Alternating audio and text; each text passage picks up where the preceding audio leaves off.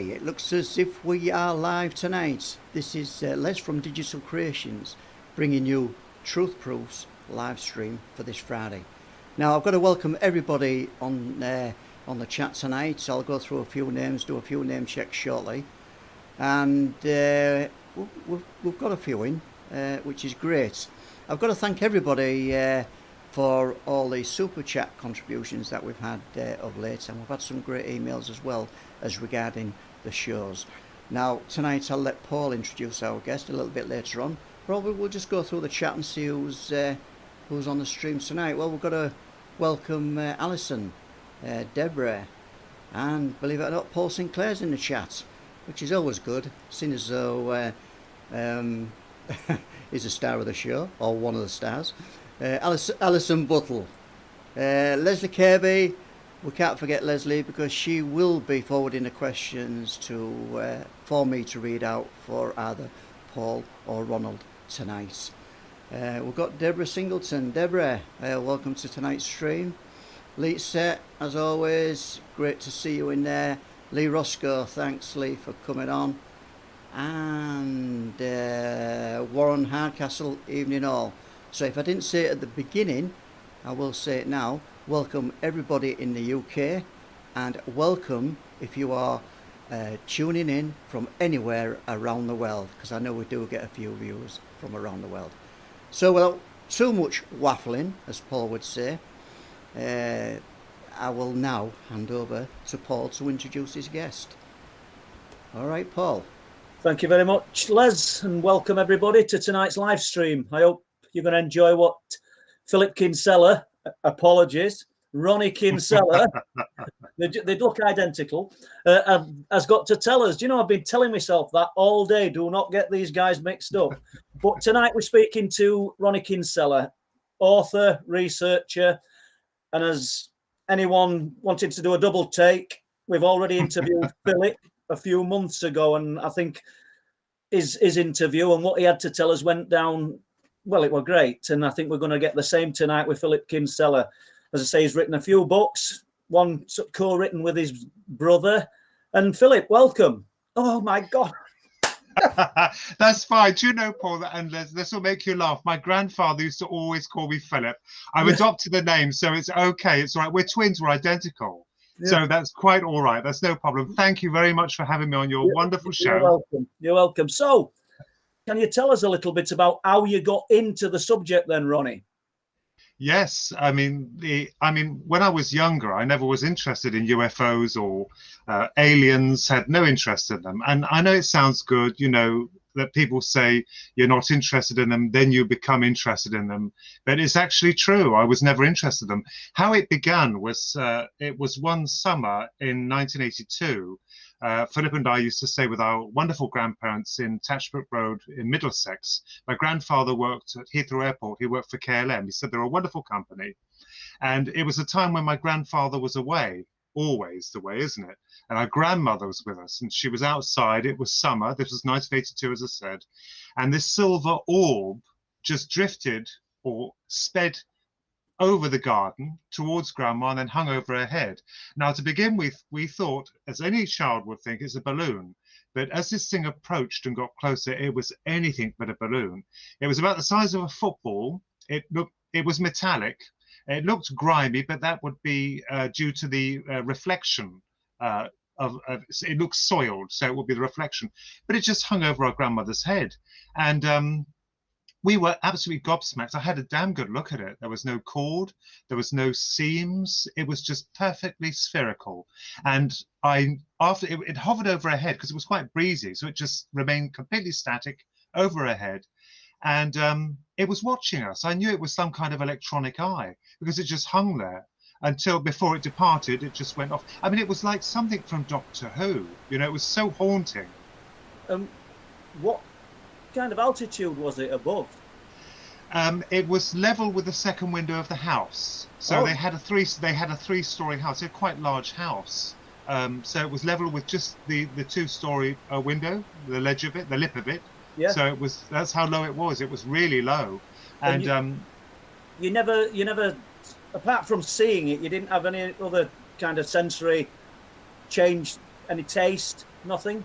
No, nothing. It didn't make any noise. It just hung there. It was suspended. I mean, after it moved, it just hung over Grandma's head. Now, we said to her to look, and she just said, "Oh, look, the fairies have come to take a closer look." But we knew she was just using that. I mean, we were 13. We knew she was just using that to hide something perhaps a bit more technical than fairies. And so that were her only comment when she looked up at it? Yeah, it was strange. It was so bizarre. And then it moved off, and it stopped before the windows, the second bedroom window. Then it climbed up, and then it just zoomed off. Just zoomed off. And what did Philip think? You notice I've got the names right now. Well, I mean, what can you think? I mean, you know, to me, that was technology. It was not a balloon. I must absolutely categorically reiterate, that was not a balloon. That was technology. For me, I mean, when I looked at it, I was gawping at it, just absolutely amazed. It was watching us. So I refer to it as an electronic eye, some kind of probe. But you see, living near an airport, people will suggest that it might be some kind of exotic aircraft.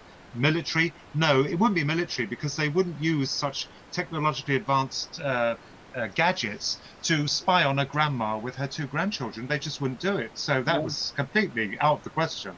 I noticed that you said it were like something from Doctor Who, and then I can see in cabinet at side of you. Is this where your interest sparked then in sci-fi and other? Yeah, I mean, most kids then were into Star Wars and Doctor Who. We were. I mean, you know, we knew it was fiction. You know, and that's the sting in the tail with this thing. You see, people will say, well, if you're imaginative, if you watch Doctor Who, it's something from that. It wasn't. But there's, you know, the strange thing about that incident was that how it was just all hushed up. Nothing was ever said.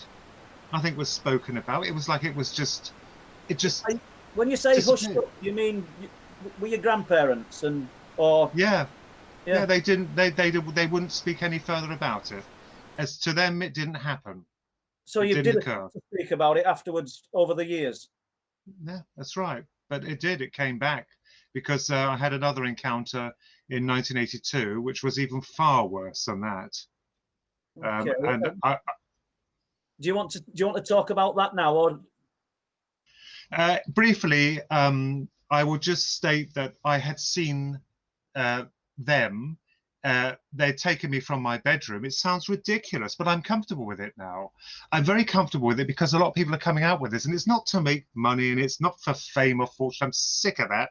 In fact, if anything, you're ridiculed. But I was taking it, and it wasn't sleep paralysis. I keep saying that. I was absolutely conscious. I mean, I've documented this in my book, the whole thing. It took me, I mean, I'm in my 50s now, so I feel comfortable documenting this. But I saw them. You know, but they weren't the Greys as people immediately think. They were men armored. They were like, they wore this uniform. They had masks on with these strange, like gas masks from the Second World War. The eyes, I couldn't see their eyes. Nothing. I couldn't see anything familiar, human-wise, in these get-ups. But it was a medical environment. So that's when I saw them. It was brief. It wouldn't be long enough to make a film. You know, it was brief. They were not nasty. They did speak, but they weren't horrible, but they were forceful. So I had seen them. So this, and I've never seen them again. I refer to them as the doctors. And this is what spurred my interest in this subject. Of course, even they were denied. I denied them. I mean, they screwed me up so badly. I used to prop books up against the door and an old guitar so that if anyone came, it would make a racket. I used to stuff books up my back. One host said to me, was that to weigh you down when they take you up? I mean, you can't laugh about it now, but I've never seen them again. But it was real. I saw them. There were four. There were 4 of them, 3 standing ahead of me and 1 behind me. I couldn't see him at all. I was partially paralyzed with their presence in this very strange, modern, ultra-modern wheelchair. And it was just really bizarre. And I said that was a long time ago in 1982. You know, it was a long time ago. But I built up courage to actually come forth with this, you know, just to see if other people had seen strange things like that. And did you share that with Philip, or was it something that you kept to yourself? Oh, I shared it with Philip, but no one else. You see, then you had to be careful because if you spoke about things like that, you certainly were cuckoo, you know? You couldn't tell anyone at school. I was an oddity even then, being a twin. Even that was an oddity for pupils to pick on, you know? Tweedledum and Tweedledee. So my goodness, the circumstances of it,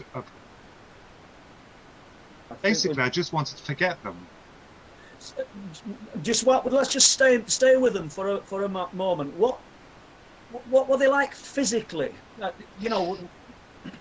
Yeah, they were humanoid. They were like men, but they were tall, and their get-up they wore was like a radioactive or very thick uniform. They had like World War II gas masks on, but they weren't World War II. They were very ultra-modern. They were completely covered from head to toe. And the one behind me spoke. They were going to perform an operation on me. When he spoke, I flinched because he actually called me by my name. That horrified me. I just couldn't see him. I guess I wouldn't even know what paralyzed meant then. I didn't know what it meant. I was only a young kid, you know, a bit simple. But now I was paralyzed. I knew now that I had been paralyzed to a degree. I just couldn't, for some reason, I couldn't see him. But he produced an instrument and said they were going to perform an operation on me. And I begged them not to do this. And he basically was unshakable in that. I mean, he was polite, but he was a force you couldn't argue with. And I gather they did it because they put me out. And the next thing I knew, I was being taken back down to the bed. And this is when they showed me something which has completely intrigued me. And it took me 30 years to work out why they had shown me it, or I think as to why they showed it. After this horrendous snatching, and I'm not an abductee, I haven't been snatched constantly. This was only once. What they did was they projected, and it was a hologram, and very clever how they did it.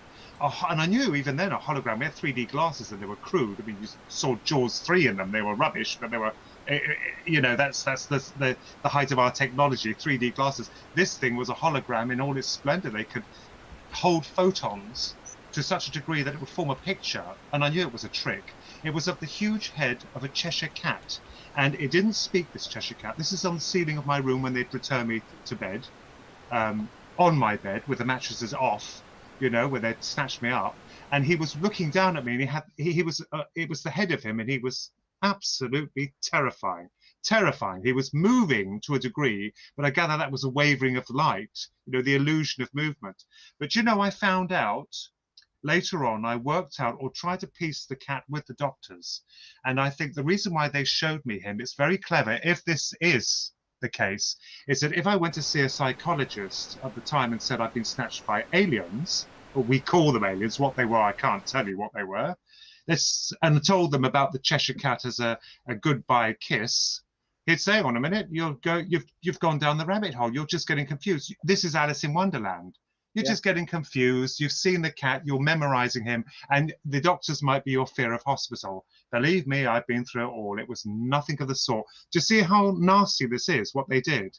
Yeah, I can. And when they took you, Ronnie, to this room or this place, obviously, you're like you said, you're paralyzed. I'm assuming that there's just your eyes taking everything in. Did you feel cold? That I cannot remember. I can't remember, and I won't make anything fit. I could move to a degree, just slightly. I could just, but I couldn't turn to see him. The one in charge, he was the one in charge who spoke. I never saw him, only his hands when he applied this instrument to my own hand. And this, right then. So the operation that they said they were going to perform, did you feel pain? No, nothing. Absolutely nothing. It was to do with the head. They didn't tell me that, but I gathered it was for some strange reason. I assumed it was to do with the head. And afterwards I thought, well, why would they wear such heavy outfits to perform a neurological procedure? Our neurologists don't need all that get-up. Yes, they're masked, but they don't need all that. So I wondered if they were actually hiding what was behind, you know, they were hiding within those uniforms. Something strange. It's interesting that I sort of drew a comparison when you said that you were shown this holographic image of the Cheshire Cat. Yeah. And one memory from 1970 for myself is walking home from Swinton on New Year's Eve with my mum and dad, and we saw 2 rabbits and a guinea pig, and then the beings in the field. And it doesn't fit, does it? No. And it actually... 58 years old. It took me 2 years to sort of decide whether I wanted to write Night People.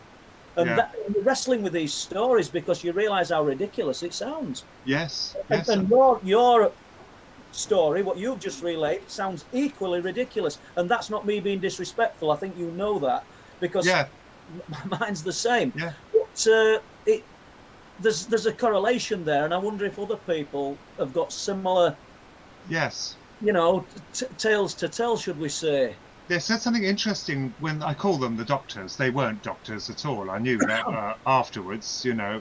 But one thing that was interesting, I'm medically fit. I'm sound. The only thing that I have a problem with is I'm colourblind. But thanks to Brandon Thomas, he's bought me a pair of colourblind glasses, which actually do work, bless his heart, the radio host for Expanding Reality. But one thing that was very interesting about this, and I took good note of this, is when the doctor was to place an instrument on my left hand using this nodule thing, he pressed it there, right there. Yeah. Well, I'm ignorant of any medical procedure. You would be. I've never had an operation. I did, however, have an operation a year ago for cancer on my prostate. They were looking for cancer. It was serious. I went under general.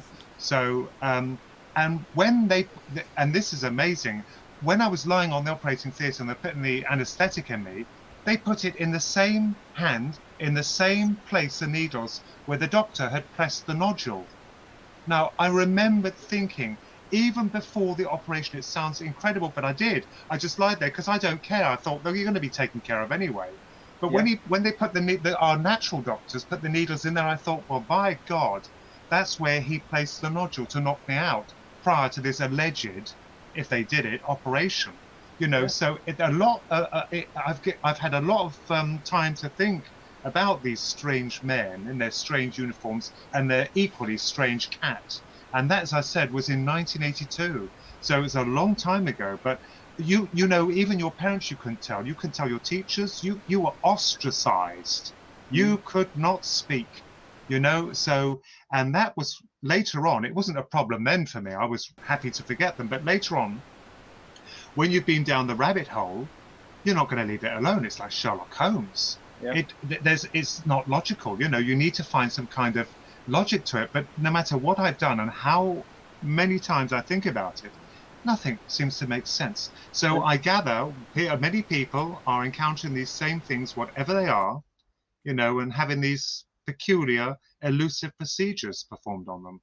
It's so interesting, Ronnie. And do you think this is, at this point, could we just ask you, because I know you've had a recent memory, and I think this might be a good point to kind of introduce it if you want to talk about it. Because I'm assuming that before this, what we'll call the recent memory, you've struggled and tried to move forward with and gather more information about what happened, but it's not been possible. No, I mean, this memory is when Philip and I were either 6, because when we were 7, it couldn't be 7 because we went to live in South Africa.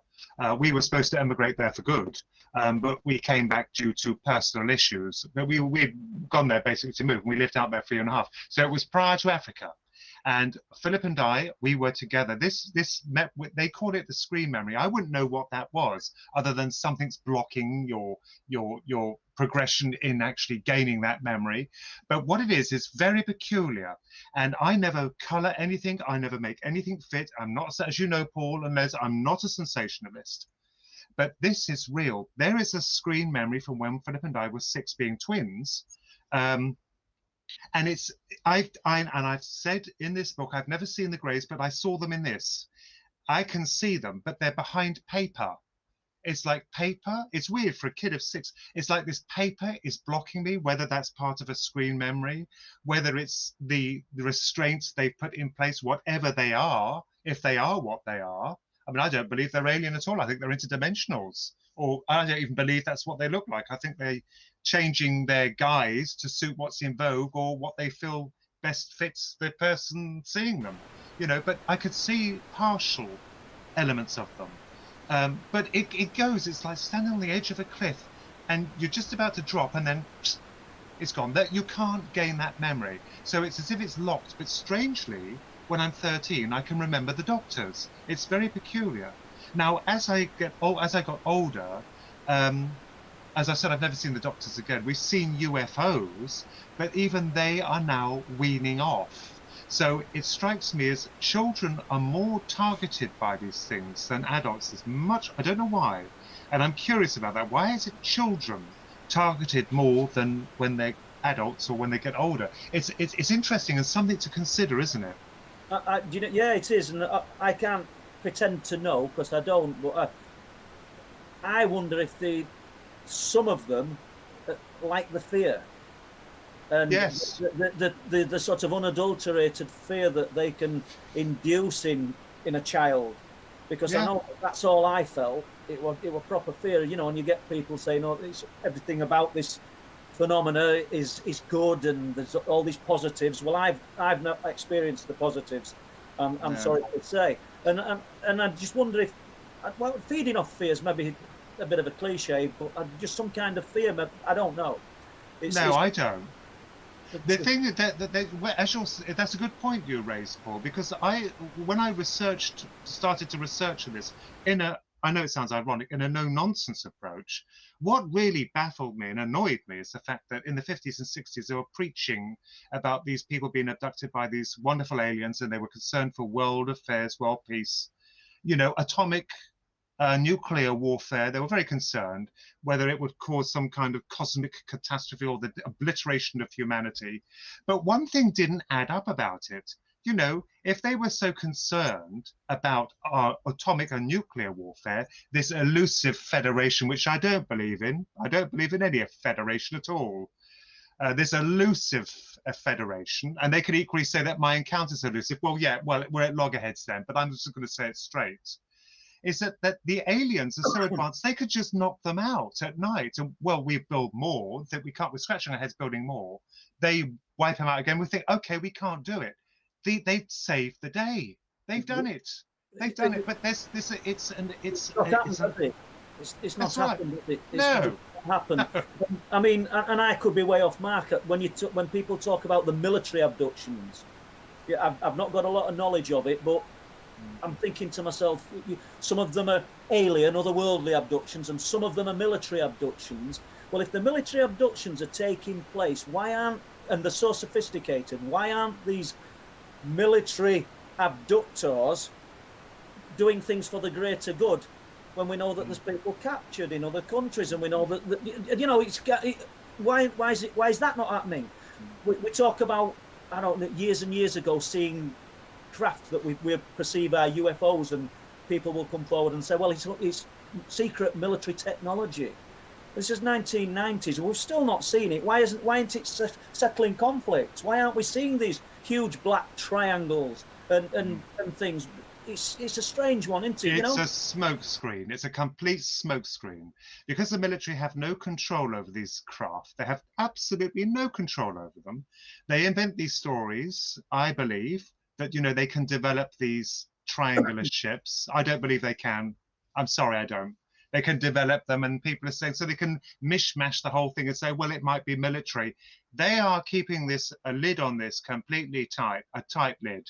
And if they can't control something, they will fear it. So what are they fearing? I remember Georgina Bruni, she mentioned that she met the journalist. If this is true, I mean, we have to take her word for it, but it wouldn't surprise me at all when she met Margaret Thatcher, our Prime Minister in the 70s and early 80s. And she actually confronted her about the issue of UFOs. And Margaret Thatcher actually said to her that first you have to get your facts right. Well, she knew she couldn't. Who can? And once you do, that we can't tell the people. Now, to me, that doesn't sound very nice at all, does it? It doesn't. No. And what that was a subtitle of a book? Yes, you can't tell the people. That's right. Yeah. And also another thing that annoys me is the fact that if they were here for the good of mankind and, you know, peace, why on earth do they hide? And why do they invoke screen memories? Why do they paralyze you, and they can knock the other people out asleep, but they make you see them? Why do they? It's like you were saying about this fear. I'm not too sure about that. We don't know, but there's something. I don't believe it's to spread the good gospel of them in a book or a documentary. It's something else. You know, it's something else, something far more sinister, I think. Okay. Now, well, we've just touched on triangles earlier. I believe you had a triangle sighting. 2010.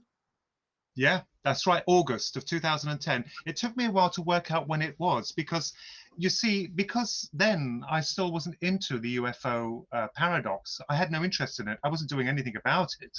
I had documented certain things, but I was going to leave it. People would think you're cuckoo, but I saw one of these ships and it was gigantic. And would you believe it was in daylight? Broad daylight. And it just, what happened was, now there's some interesting things that happened with this thing when it passed overhead. When I first saw it, I damn well knew, first of all, it's not military. The size of it was bigger than a battleship. It was gigantic. The second thing that interested me about this thing was that although it was a triangular shaped, the corners were distinctly rounded. They were rounded. I've always maintained this back in 2012. I think when I first documented this, the corners were rounded. It was black. It was jet black. It looked like it was made of tar. And it was traveling the speed of a jet, a normal jet, and it passed right overhead. It was quite low. And as it passed, I could see the side of it, the side panel. It had grooves in it. The underbelly had nothing on it. There were no lights on it. There was no engine sound. I couldn't see the cockpit. It was to the rear and to the side. And where the sun reflected off its side, I could see the grooves. Now, another interesting thing about this is and it made no sound. There was no sound, nothing. It was just as light as a feather. And I kept thinking to myself, when I saw this, I kept thinking, how the hell can it just hang there? How can it just hang there? It's gigantic. But one thing is very interesting about this. Now, where we live, we have a lot of birds. Loads of birds, everywhere. In August, they're everywhere. When this thing passed, there was not one bird to be seen. Nothing.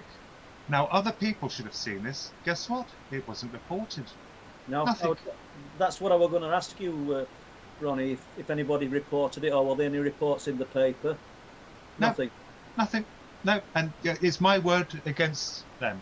You know, and if I wonder sometimes if you did report it, the military or someone will say, "Oh, hang on, we were testing an experimental craft." Yeah, we know where that's going, don't we? And likewise, any reports about the Silver Sphere? You know, from 1982.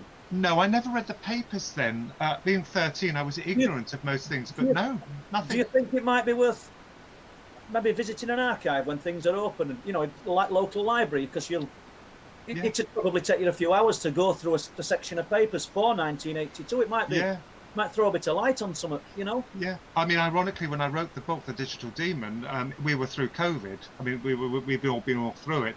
But one thing that I will say about that is that it can't have been military, even that, because, you know, this was running on some kind of propulsion that would be equivalent to what they call in science fiction anti-gravity mechanism. It could just hang there without any conventional engine we have, or there was no propellers on it, there was no string, no cord. It was just like a solid ball. And you know, I came to think about that thing. I came to think about it when I did my research about the Foo Fighters in the Second World War. Yeah, could it be one of these things? Are they probes or cameras that are watching? You know, are they just tailing to watch? It does make you wonder, and I've thought about the Foo Fighters when we're looking at these orange spheres over the sea, and are we looking at something very similar? And just to stick with this sphere, you said 1982, July 1963. I've spoken about it before. The crab guys, the guys who were fishing up crab pots off Crab Rocks, ironically, under Bempton Cliffs, they all ducked because they saw this reflection sort of in the water. Looked up, there was three of them in the boat, this little boat called the Imperialist, which is still in Bridlington Harbour, a cobble it's called. And just above their heads, there's a sphere of light just hovering, and they're all looking up at it. Can't work out, you know, got 200 to 300 foot cliffs of Bempton that they beside, and within a few seconds, it's gone. When so when they get back to Flamborough, which is where the boat had come from at that time, there's people waiting to speak to them. How does that work? No radios. This is 1963, July 1963. 3 fishermen, you know, collecting crab pots, hauling in crab pots, and there's people waiting to speak to them. I mean, I just find it fascinating. And that weren't my point. My point is, what had we got in 1963 that you just said it was it's sort of just levitating above their heads. Explain that one. Either these guys are lying, and we've got the three men. You know, it's a newspaper report. It don't make it fact, but we've got their. I got to speak to two of them, and one of them in particular, because just get this little bit in. He was sat on Bridlington Harbour, ex-fisherman, sort of doing a bit of nostalgia. Used to sort of go up there and speak to him, and I was put in touch with him. I told who he was, and I asked him how big this was, and he said 30 ball, and I kind of looked at him, and then penny dropped because he said it a few times. Size of a football. My God, that's amazing. He called it a 30 ball. But the size is amazing, because that's exactly the size we saw when we saw this one. And I said when I saw it, it was so, I can imagine how they felt. Was this thing glowing when they saw it? Was it glowing? It was glowing, but he said it was a milky white colour, which, you know, not silver. But it's interesting nonetheless, because, I mean, how many years we're going back? 1963, 57 years. I'm not normally good with maths, but I was born in 62, so I can work that one out. And so yeah, it's fascinating. Yes. Before we move on to Digital Demon, the book that you've just written, I will ask Les. I don't know if he's got any questions. Have you, Les? I'm probably a bit early for Les here now, but I didn't want to move on to this book and then. Yes. I've got a couple of questions. Deborah Singleton, welcome to the show, Debs. Hi, Deb. But I think you've already answered this one, Ronnie. Thank you for being here, the first thing she says. And have you had any abductions in later years? But I think this question came in a little bit earlier, and you may have already gone over the ground. I mean, it's the only one. I don't like calling it abduction. I refer to it as a snatching. It was a single one. It was in 1982. But there again, as I said to Paul, as we were talking about this screen memory when we were 6, Philip and I were 6, I don't know. I mean, when they mention about you, why don't you have regression? You just can't open up a phone book directory and just pick someone to do regression. You have to know this person. You have to know their credentials, their integrity. You can't do it. And when the doctors did this alleged operation on my head, people say, well, why don't you get a scan? You can't just walk into a hospital and say, hi, are you the neurologist? I think I might have an implant in the head. Can you do a scan? They're not going to do it. Of course they're not going to do it. Unless you've got bags of money and have it done privately, they're not going to do a scan on you. You have to have a problem prior to them actually putting you performing the operation, the scan, you know. It's so true, you know, because when I went to hospital with the holes that were appearing in my arms and my back, obviously they didn't all come up once. I actually sat with a doctor and a nurse, and he was trying to tell me I could tell them in confidence, because they thought Mary were abusing me. They thought somebody was actually sticking hot instruments into my arm, you know, to cause these wounds. And you know, you can tell us, and I'm sat there lying to them, but lying for different reasons. Yes, I understand. You know, I obviously now I've written the book, so people will be thinking, well, you've told everybody now, so why wouldn't you tell them then? I just weren't ready to tell people in 1998. Do you know right. what I mean? Yes, because it's the same with me and the doctors. I wasn't ready to produce that in my 30s or 20s or 30s, because I tend to find that it's a very, very fine line, isn't it? Because for some people, it's like a reality and fiction. It's not fiction. These things are real. And I have had people laugh at me at work in the past. They were laughing and laughing until one of them saw a UFO.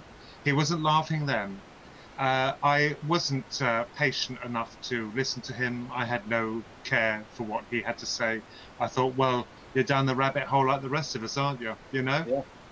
Just be careful what you wish for, or be careful what you mock, you know? Well, that's true. And just before we go to Les one more time, I mean, how many people have you actually spoken to about the subject? Because I've done it, and they've not really had a belief in the subject, in UFOs, we'll say, just using that as a spreading kind of word. And then they come back to you a bit later and they've seen something. And it's happened to me. You know, I told a guy, ex-fireman, they were coming back from a meeting in York, and he'd had a little chuckle about, he brought it up in a conversation amongst friends that I'm interested in the subject of UFOs. And he had a little chuckle and tried to bring other people in to have a laugh and what have you. And I took it in good humour. It didn't really bother me that much. But a few weeks later, he was travelling home from York and tells me, well, I have seen one. I've seen it. Garten on the Wolds, a huge sphere that looked like the moon above some trees.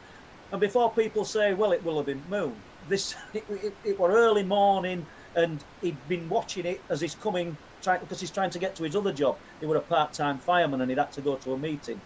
And he was getting back home for work. He said, and, you know, slowed his car down, looked at this thing, obviously not the moon, but that's how he described it, looking above the trees at Garten on the Wold. But that were only a few weeks after we'd spoke about it. I'm not saying I was the reason, but I just think, Luminek, what a coincidence. Yeah. It's high strangeness, isn't it? Yeah. It's very, very peculiar, very Les, strange. Have we anything else? Yeah, thanks for that, guys. MKMD, that's Mike from MKMD Exploration and Paranormal. Mike, I wish you'd found a shorter name. Hi, Paul and Ronald. Can I ask your thoughts on the latest disclosure of videos and the pictures of UFOs from the US Navy? Either of you can start that one. I've seen them. I'm The not Tic sure. Tac. No, Yeah. I think there's some newer ones out. There's like a pulsing triangular shaped object or two of them, and I think that's what Mike's referring to. I don't know, because I've heard people saying that they think it's some kind of artifact of the camera. So I'm not really. I'm not 100%. No, I'm not either. I'm not too sure on that. But thank you anyway. Yeah, that's all I've got for now, guys. Okay. Well, sort of jumping from that, you know, this, I think it was last Saturday, we went up to Bempton, and myself and Bob and Amanda came, and we're sort of doing a bit of a skywatch up there. I don't know what time it would be, 9:30 we'll say, between 9:30 and 10. There's two satellites, or what I perceive as two satellites, travelling, if you held a matchbox at arm's length, that width apart. So I just stuck the camera on them. No great sort of thoughts about, oh, we've seen some spacecraft from another galaxy. As far as I was concerned, they were interesting because it were two and they looked like satellites. Yes. Three more come into the screen from lower down. They're not traveling in a line, these people. It's not the Musk Starlink thing. And they're going in different orbits, different directions. Then one come from the top of the screen. So we've got six on the film. I didn't see all six at first. One overtook the other. They're way up in the heavens, and we've definitely got them on film. So if you go to our website, truthproof.uk, we've put the footage on there. And you know, anybody that wants to have a look at it, I mean, spend a bit of time, watch it a few times, because what I'm saying is correct. The objects are moving, and there is six of them. And I'm told by Don, who does the website, because he's had them on a better quality screen, that when you get them on a bigger, better quality screen, you can actually see more than six moving about. So it's a pretty interesting bit of footage, and just quite random. I thought, well, just film these two objects as they're flying through the sky, you know. So, right then, do you want to tell us a little bit about Digital Demon, the new book that you've written? Yeah, I mean, it's based, I mean, my encounter is in there, but I investigate these alleged peace programs that the aliens apparently were part of their agenda in the 50s and 60s, and I've assumed this is rubbish. But you see, the thing is, what I do with this book is I look at all aspects of what they could be. You know, certainly the reptilians, which I mentioned, and it's strange about them because I'm not too sure about this bloodline business.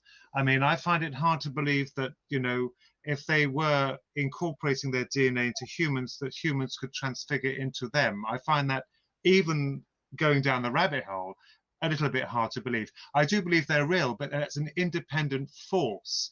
And the trouble with this is, with the said testimony of so many people, it becomes rather like religion for some, because some are blinkered.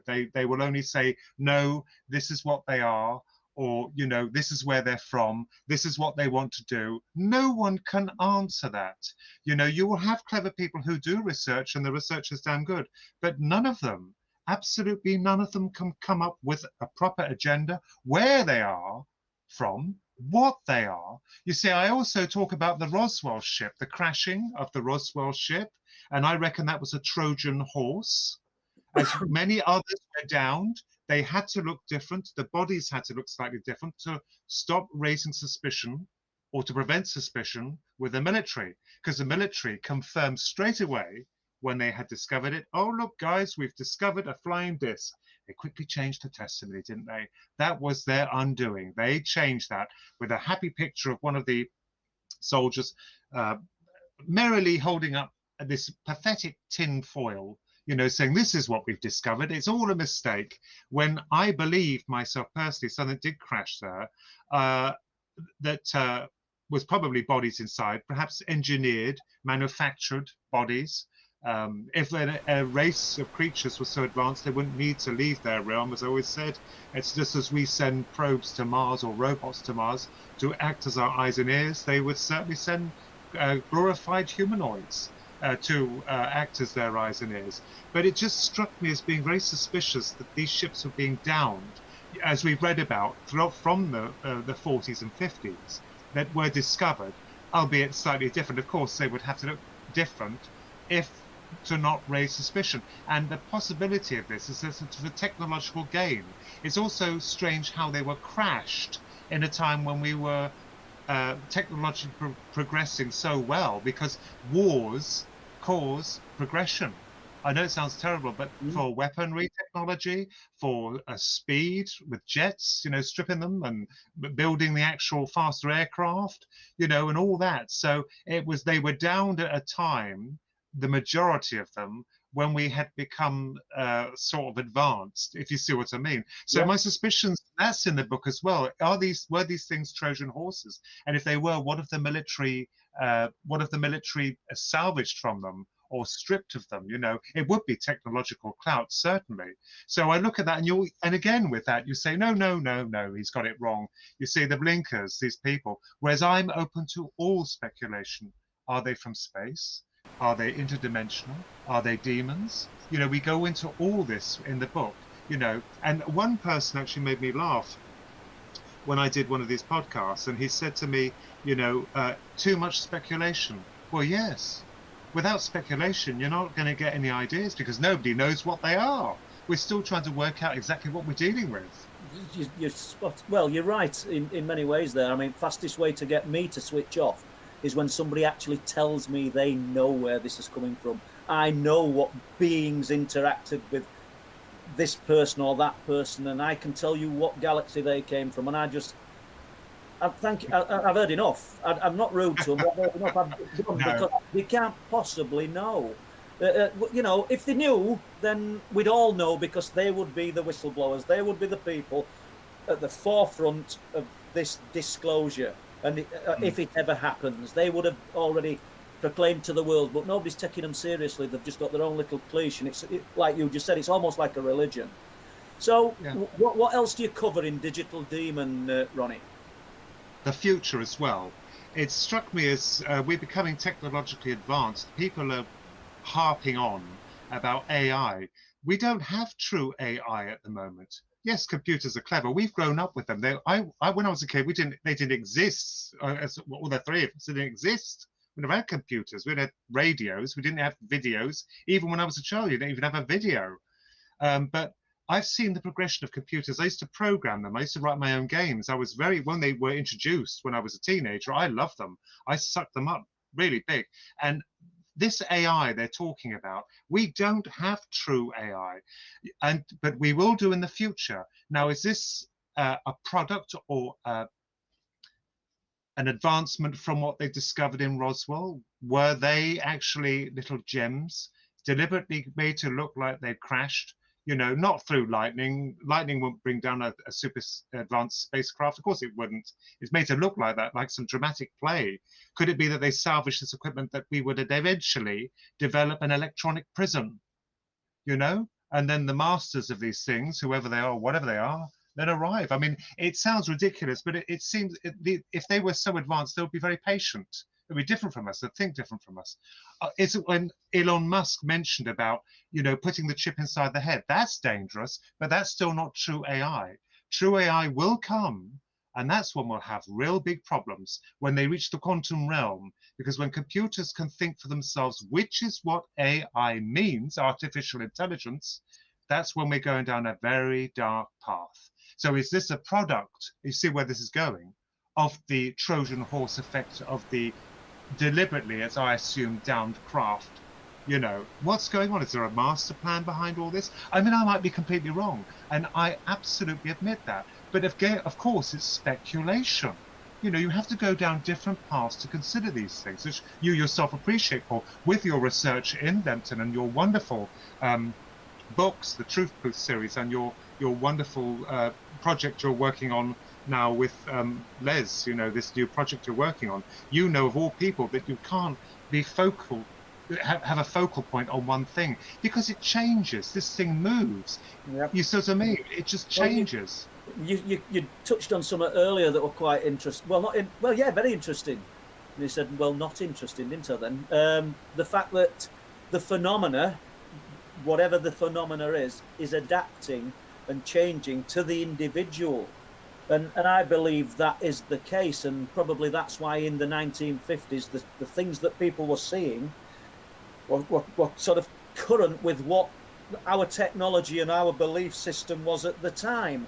And let's go back even further to biblical times. And do you know what I mean? And they were saying angels, that's right. aliens, and I think that's what you were referring to, isn't it? Yes, because they were first reported as airships. Well, people didn't have airships, but we gained them, and then they take on these flying saucers. And then they're triangular ships. You know, you're right, because they seem to change faces, these aliens, as swiftly as they change ships. So is it something messing with our psyche? Are these gods, whatever they are, sending these things in as like we would have fads? Not in a fashion or chic sense, but in a sense that they can just do it. When they send something new in, it will take on the guise of something a little bit more modern, perhaps 100 years ahead of time. I don't know.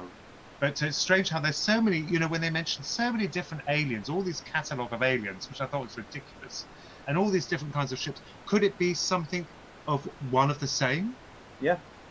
Yeah, I think I've touched on this before, almost like a hive mind, and it's all things to all men, and what you perceive. If you want to see the nuts and bolts UFO, and that can be presented to you, or that is what you will see. If I don't know, is it wrong place, right time, or right place, wrong time? But you know, it's strange that these things present. I mean, I've said this before. When we go onto these cliff tops and into different places, take someone new with you. Not every time, but something happens. You know, and it's almost like it's playing with you. It's you know, me and Bob Brown stand there for hours, and that's all we do. Stand there for hours and get cold. You know, but. Take someone new, and I wouldn't say every time, because if it were every time, we'd be taking new people up every night and we've seen stuff. But it has happened. I don't know if Les has got any more questions for us, but just one. I tell you what, Paul, you should take Philip and me, because we'll confuse the hell out of them. Yeah, well, you've confused me as soon as we started the show, because you were Philip.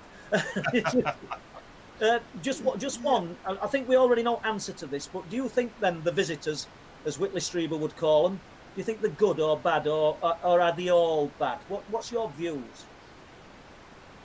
I think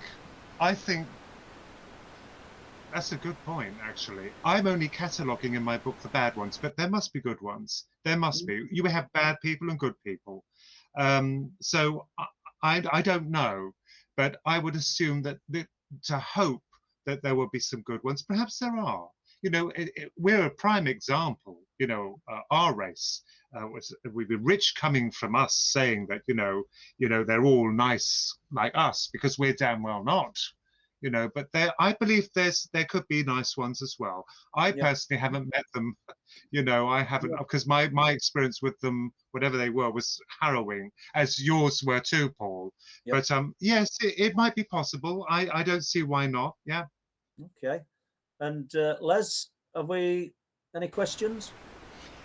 Yeah, I think there's going to be a question from me, actually. Yeah.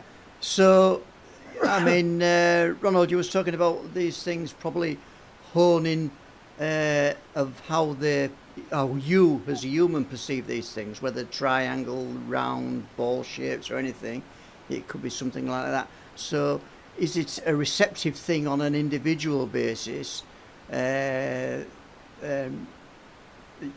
solely on a receptive thing on an individual? Because I'm harking back to when people report they can hear voices and other people stood by them can't hear anything. So are we humans then, have we got different levels of reception, ranging from 0 at the bottom to, I don't know, about 1,000% at the top? Do you understand my analogy? Yes, Yeah. I like that. Yes, absolutely. Absolutely. It might be. I mean, I can't prove anything. We can't. But it is a very good point. Yes, it's an individual thing. Some people might see greys, others might see mantids. Some people might see reptilians. It's strange. I've never believed in this family of aliens. And as I said, I know I'll get my fingers burnt for saying it, but I don't believe either in this elusive federation for good. I've seen nothing of it. That's all they talk about. And that might in itself be a smokescreen. Yeah, good point. Yeah. And I mean, it could work the other way as well. Les has sort of aimed it at the individual viewing the UFO or the beings. What about the actual intelligence being able to project what it wants onto us? And you get a multi-witness account, and they don't all see the same thing. Oh, that's right. You've well illustrated that in your books, haven't you? Yes. Yeah, which is that something like you were talking about earlier? Is that something to muddy the waters? But when the witnesses, the 5 witnesses, the 2 witnesses start talking about it, and they says, "Well, I saw it, and it was sort of rugby ball shaped," and somebody else, "Well, no, it was circular. It was a perfect sphere." And like already you're thinking you've just let the debunker, the skeptic, in by saying you can't even make your mind up on what you've seen. And it's a no-win situation. It really is. We're sort of perfect cannon fodder, aren't we? There's no other word. I love your rationalism. This is why you're a damn good researcher, because there's no flies on you, Paul, because and I love you because you do not have any nonsense. You're not like some of the others I've seen that say it's this, it's that, and they're from Alpha Centauri. We don't know, but that's an absolutely good point you raised there. Very good point. Very disturbing as well, isn't it? I tend to find the deeper, because I'm not a researcher. I would say I'm a casual researcher. But the deeper we dig, the murkier it becomes, doesn't it? I mean, let's be honest. It really does. And the less you find that it's the actual research, the etymology of areas and things like that, I find fascinating. I find it a bit sad, really. I'm going to say I find it quite exciting when I find things that connect the area where the things have been seen. I find I get a bit of buzz from that, which is what we're getting. Me and Les are getting with Wolflands, and that's why we're enjoying it so much. We're not holding back the locations for any other reason. We don't want to covet them and say, right, we're never going to disclose these places. That would be disingenuous to witnesses. We won't be doing that, but it's just gonna gel it together better. I know it's gonna. Well, I've talked about it so much. It's gonna be good. Well, everything you touch is wonderful because your dedication and your absolute wonderful integrity of what you're looking at is imperative to the UFO research, and that's what I admire about you. You go out there, you actually go out there and you search for it, you record it, you try and document it. You want to know what it is you're dealing with. And I like the idea, I do like the idea of you actually coining the phrase of perhaps we're brushing against their world, as you said, an interdimensional or dimensional window which they can slip through. And also the werewolf project which you're working on, it would strike me as being that the old tales, the old housewife tales might well be true, that people have seen monsters. Look at the national parks in America. Look at them. These things change again. Some children think they're seeing walking cows in a swamp. Others think they're werewolves, or they're Bigfoot, or the Yeti. It changes again. It can even become a child's grandmother, or look like her. It's very disconcerting. So what you said about it taking on personas is absolutely spot on. Yes, it seems to be doing it, whatever it is. As I said, I'm not tainting them all with the same brush, but it does seem that what we're looking into in this respect is something it is dark. Yep. You know, if it's hiding and it's toying, it's not very pleasant. It reminds me of that. It reminds me of that Stephen King's film It. I don't know if anyone's seen it. Where this power, this force, this interdimensional menace can change faces, just like the clown into werewolves and things like that. It's similar to that. It always strikes me when I hear of the national parks, you know, things like what Stephen King wrote, the brilliant Stephen King wrote, the It book. You know, it always goes back to that in some manner of respect. You know. Yeah, that's Les. Yeah, I think some great explanations from both of you there, and thank you very much for that. And I think we've reached a point where we can actually show, because I think at this point, Ronald, I don't think you've explained to everybody on the stream tonight that you are a digital artist in your own right. Fabulous. You know, and am I right in thinking you're self-taught? That's right. Completely self-taught. Yeah. Best way, actually. Best way. Yeah. So, and your work, if anybody hasn't seen it, is amazing. Now, I'd like to, at this point, if you agree, Ronald, for us to show a short film that we made, and accompanying your images is a soundtrack made by Jessica Pym, and who was the daughter of Paul, as you know, and she and her husband put this track together to go along with your images. So let's hope, fingers crossed, we can show everybody this short film.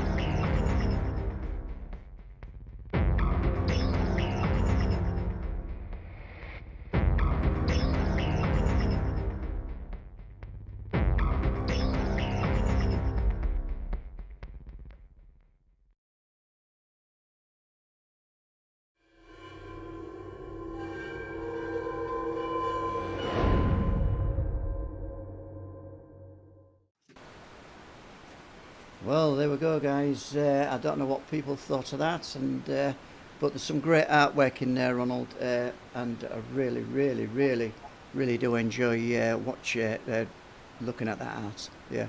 Thank you. I also I'd love a big, massive blow up of the art that you do. To see something like that would be absolutely fantastic. Yes, I've had some comments. Paul, could you tell me about your new project you're working on? I'd love to know about that, if that's okay.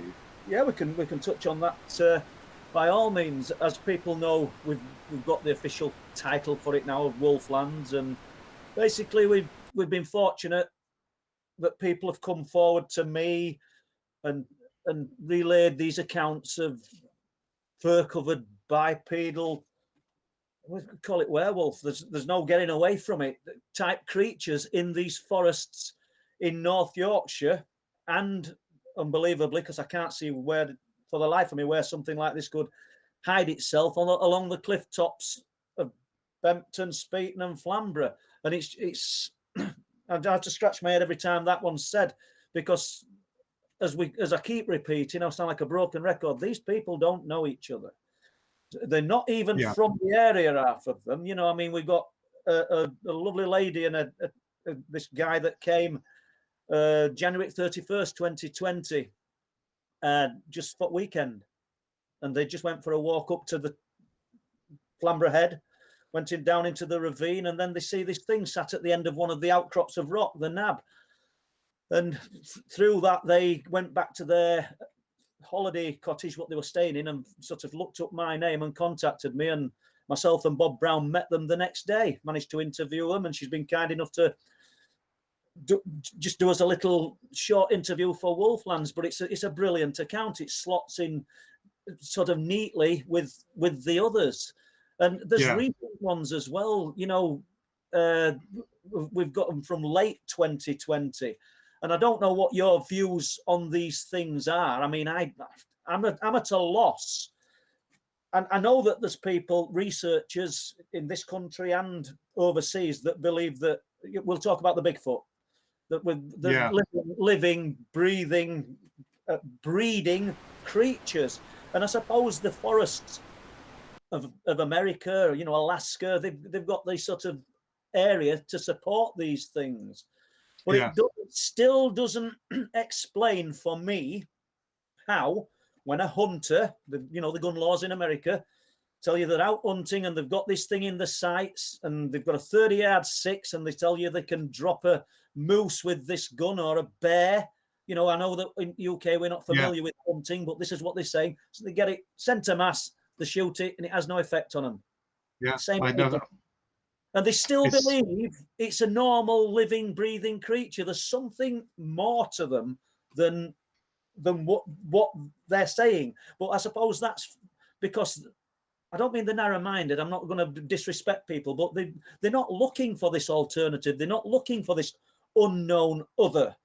And but that should be telling them. It should be enough. They should have enough clues when they've shot something that they would normally drop this animal of that size and it has no effect. It should be telling them there's something other. And the movement, you know, the gamekeeper, when he saw this creature for the second time in 2002, I believe it was, and it came out of the forest, he saw no leg movement.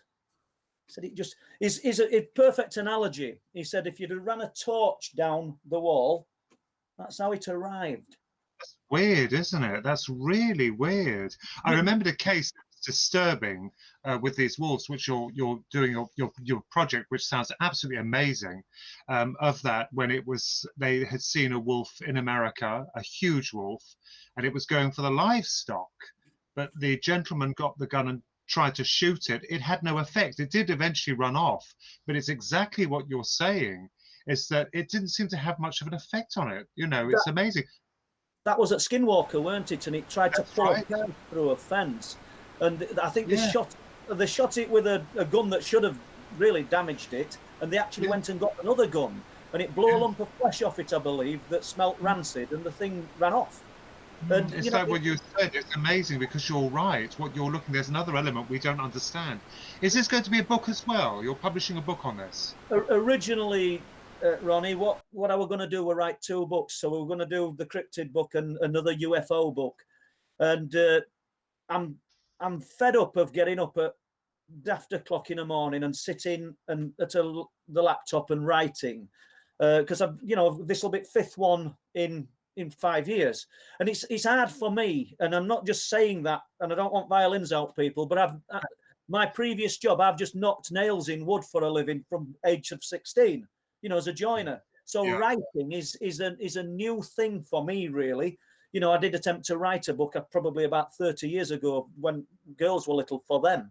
But that's it. I think we're all done on a typewriter now with word processor. It's a lot easier, isn't it? You know, doing it in Word document. Yeah. But I'm still very slow at it. My punctuation's terrible. I'm fortunate to have Don Lodge and Amanda help me sort things like that out. But everything that's in it comes from inside here. But yeah, I want to have a break from it. So right, jumping back to it. Sorry, we've amalgamated the two. So we're already to 86, 87,000 words. It'll probably finish at about 90. I've started on sketches. 1 second, just to give you people an idea. I don't know if they can see them on screen, but that's kind of for one of the stories. And that's amazing. That's beautiful. And if they're watching this, the witnesses, because I know a few of them have been in live stream, they'll relate to that. That's another one. So, and he's in the sleeping bag. I don't know. Put it down. That's it. Oh yes, yeah. Yep. And that's freaky. And this is the cliff top. Yeah. Yeah. Not the prettiest thing in the world. And so that's what I don't mean that's exactly what the paratrooper saw, but I've shown it to him actually, and he's quite happy with the analogy that we've got, the description we've got for it. So yeah, we've started them, and yeah, just putting it together. But I don't know whether Wolflands is going to be finished before the book, and I'm not really sure. I've been running pretty parallel to one another. Me and Les have stepped up the editing now, and we're having a go at it. I would have thought every other day at least, aren't we, Les? You know, we're pretty much there with it, aren't we? Yes, yes, we are, Paul. And you know, I think it's going to be brilliant. Going to be a brilliant project. It's difficult. It's a big project for Les as well, as he admits, but he's doing a great job with it, and tolerating me as well, because I know nothing about editing, but I'm saying where I think things should go, and I'm not always right. Do you know what I mean? It's all new to me, but we're really pleased with it, and it's got a little bit of interest from other parties that's going to help fire me and Les up a little bit more. Hopefully next week, next week we may get to Forest next week with a bit more filming to do. But I'll just stop there and just give Les a shout. Is there anything you want to say, Les? Yeah, I think I've got some questions for you both on here, and let's have a look. Teresa Walker, welcome to tonight's stream, Teresa. Yeah, question: why do you think they are abducting people? So that's a question for both of you, I guess. Well, I'll sort of start it, and with I don't actually know, but and maybe if we did know, or if we try to assume that we know, our reasoning for what they want, it may be just totally off. You know, I mean, we look at it from a human perspective of why we would abduct somebody, or why we would go into somebody's house and rob the money, or what the reasons we go shopping and what we want. But what they want from us may be totally different to what humans perceive.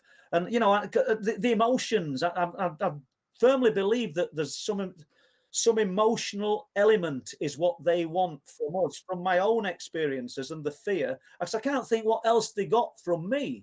Do you know, I can't remember actually being taken anywhere. They were just fear scenarios, absolute fear scenarios. Yes. And these weren't dreams and night terrors. I were awake.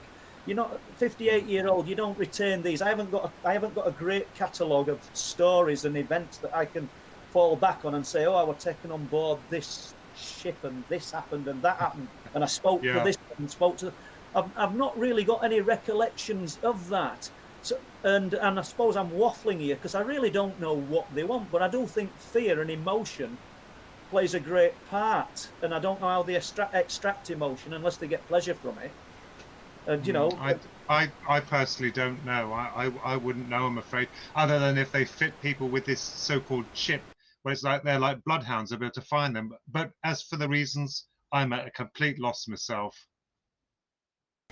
Okay, thanks for that. Yeah, I'll move on to the next question if that's okay. Yeah. Ricky BB, welcome to the show, Ricky. Ricky. Paul, do you think analog cameras would catch more?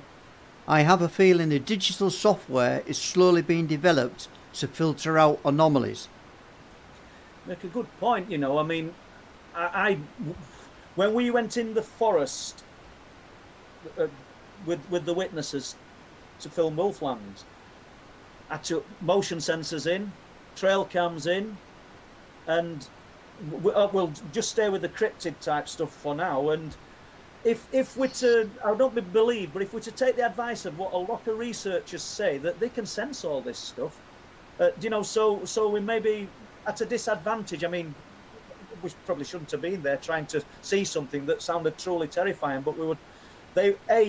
Two of the witnesses wanted to sort of face their fears because they'd had nothing but that on their mind, basically. I don't mean every second of the day, but quite often for 2 years. And B, we wanted to do them justice and get in the field, get in the forest and film it. But the technology might have restricted these things being seen or any phenomena being presenting. And another example is we went to film a rock angler on the cliff tops who wanted to tell us about seeing what he called a spaceship land on the hill in 1998 during a fishing match. And that had been verified by another fisherman a few years previous to me.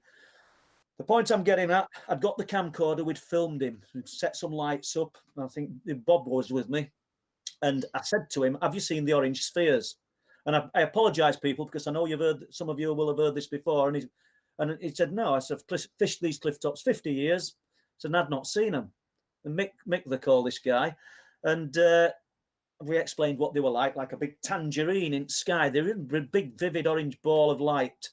And I just put the camera away and we're talking about them. And I said, like that. And bang, bang, two appeared.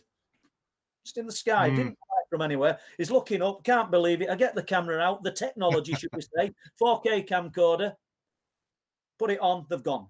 Stand there for 10 minutes, nothing happening. We couldn't stay much longer because this guy were doing us a favour. We'd actually driven him to the cliff tops and we were taking him home. Put the camera away, walking about, I don't know, 50 yards on the cliff tops, they come on again. There is an awareness, and yes, maybe they don't want to be filmed, but sorry, Ronald, what do you think? Are you going to ask what was the question? No, it's about whether he should use analog rather than digital technology to film these phenomena. I don't know. I actually don't know. I just think you're right. It has an awareness. You know, it's aware of what you're going to do. It just seems to know. This is why it could be, as you said yourself, mind to mind. That's right, individual. That's why, as you said yourself quite rightly, Paul, some people see them because they're standing right next to you, and the other can't. Yeah. You know, it's as if they can mess with your psychology. Yeah. I don't know with what he could use. But best of both, use them both. Yeah, try it. Okay, Les.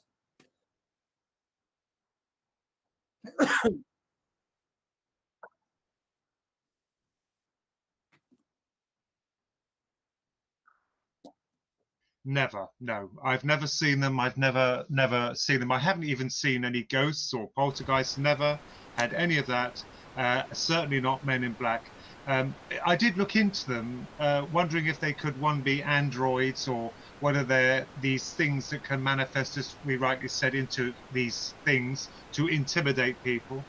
But no, the answer to that question, never, no. Yeah, for those that might have missed it, because I think my microphone was off, it was, Ron, have you ever had any experience with Men in Black? Paul, the question is to you, Paul. Did you ever see the man in Bridlington saying, don't bring down the lights, or the robotic couple on the Bempton Cliffs? Have you ever seen those again? The man in Bridlington at the bottom of our road, never seen since that day, and hopefully, I think with your help, but Les, we're going to actually film the guy at the barber's shop who saw him also. Once again, it doesn't validate what we're saying, but it's a little bit further proof to cement what I'm saying is correct, because he'd been watching this guy with people within the barber shop. I'm not going to say 3 or 4 people. I don't know how many were in, because he was so unusual. And he made a beeline for me, did John the barber, afterwards, and he said, who was he? I said, well, I've no idea. He says, well, he were clearly waiting for you because we were mesmerised by him, stood there with his shirt off on a cold day, looking so strange because I've said before he looked like an action man, and you know, this guy, and we just couldn't work out what he were doing. And then when you came out of your gate, he sort of focused on you, and then he's shouting to me, "You're bringing down the light. You've got to stop. You know what you're doing." And I didn't immediately connect. That's what he was saying. I thought he was thinking, it's a bright sunny day in November, and look at this. And I'm just saying, enjoy it weather, mate. We're not going to have many more days like this. And just thought he were odd, and carried on walking. Went and had my phone unlocked at this place in town. Come back. Yeah. He's still waiting for me. So I know I've sort of gone on a bit with this story. I don't know if you'd heard the story before, Ron. It's a bald-headed man, wasn't he? It's a bald-headed man, bald-headed wasn't he? man. I mean, I have, yes, I read it. We were at the other side of the road when I arrived back our side, but I knew instantly. I said to Mary, I said, "Oh my God!" I said, "That bloke's there," and he'd got a tight-fitting dark brown jumper on, full wrap-around glasses, which I didn't know at the time because he didn't have them on earlier. And he just turned round as we approached, and he says, "You know what you're doing. You're bringing down the light. You have to stop. You're causing big trouble." I found myself engaged in this conversation with this guy, and I don't know why I didn't just walk on. And he just touched Mary on the shoulder. He says, "I'm not talking to her, I'm talking to you. You're causing big problems." And well, after that, I'd kind of had enough. I did ask him where he were from, but I couldn't. Everything, there were lots more said, but everything I said, and I like to think I can talk a little bit, he just out-talked me. He turned everything I said. It was like talking to somebody talking riddles, you know. Yeah. Was, yes. So long way around to answer your question. No, I've not seen that guy before. And the people on the cliff top, I saw them twice, and I don't want to see them again. And that's as much as I'd say about that. But yeah, thank you. Okay, Warren Hardcastle asks, great discussion tonight, he's saying. Do Paul and Ronnie feel that the government know the truth? That's a good question. I think they may be a little bit wiser to it. I don't think they know all. They don't have all the answers. I'll give an example. When you approached them, Philip did. He wrote to them inquiring about the UFOs and the alien hypothesis, and he got absolutely nothing back, nothing. So they won't acknowledge it. But I think they might be aware of it. I think the military are a little bit more wiser to it than the government, because anything the military does fed back to the government, you know, the seat of power. But I don't think they have all the answers, but they are aware to a degree. That's my suspicion. What's yours, Paul? Well, one of my questions, because it's just about gone now, what more I can ask you, to be honest with you. But one of my questions was, who do you think are working with these advanced beings? So you be it government, military. Yeah. Who do you think are working with them, Ron? Or if any? I don't believe they are. No, I personally don't. I don't believe they are. They make out they are, but they're not. It's like when they say that when people see these crafts, it's military. So they're covering for something, a power that they can't control. It's a possibility. I'm not saying it's set in stone, but it's certainly something to consider. I personally don't believe they have any interaction with them. And if they are military or men in black scene, are they the conjurings of these things themselves? Yep, I would agree. And when we hear, you know, I don't know what year it was, you might be able to remember the year or have read about it, but some pact that was made with these beings and the government or a government of the world to allow them to take a certain number of individuals. Now, was that the Eisenhower administration, wasn't it? Is that what it was? I think so. Well, if it's real, I can't say it is or it isn't, but if it's real, I'd still have to ask why, when they can actually come and do whatever they want, when they want, covertly, and at any time. Why would they need to make a pact? That's right. They wouldn't need to. The powers that be can't have any control over these visitors, these alleged visitors, or whatever they are. They can't. They've got no power over them. I would agree. Right, Les. Yeah, Joe Weeks, welcome to the show, Joe. Yeah. Now this is only a small question, but it's how many types of aliens are there, and are they all from the same place? No idea. I really wouldn't. I wouldn't know. I know this once again. We're jumping back to what we said a little bit earlier. There's people out there that can tell you how many types they are and where they're from, and name the planets, name the ships that they arrive on. But you know, those kind of people, and I'm not labelling you because I like sci-fi, but they probably believe it's all sci-fi and Fairscape and do you know what I mean? Yes, that's right. It's like when they come from time. There's a particular person who is absolutely adamant they are from time. Now, my question is this, and this is ridiculous. They're saying that they're harnessing DNA from us, to preserve our species because we're on some incredible cosmic catastrophe on the brink of it. Well, that's absolutely proved ridiculous, because I worked out that if they were coming from the future and they're jumping back here to collect DNA, they won't pick this time. With all due respect, we're soiled. They will pick a time when we're medically sound, when we have cured cancer and all those diseases. That's the point they'd pick. So that is completely out the question. They're not time travelers, So I don't believe it myself anyway. Any more questions, Les? Yeah, some great answers there. David Bennett is asking, and I think it's relating to the artwork that I saw earlier, Ronald. What program and hardware do you use?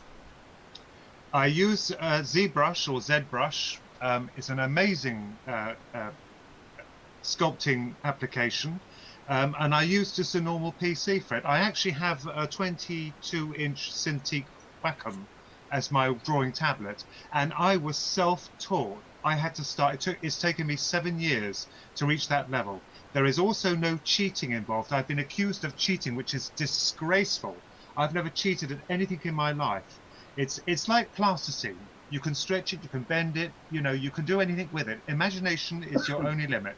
So that's why I use ZBrush, and I believe, because I couldn't afford that straight out at the time. I couldn't afford it. That's about £1,000. But I do believe now that they have you pay a small amount a month, like £9 something, I think. Don't hold me to it.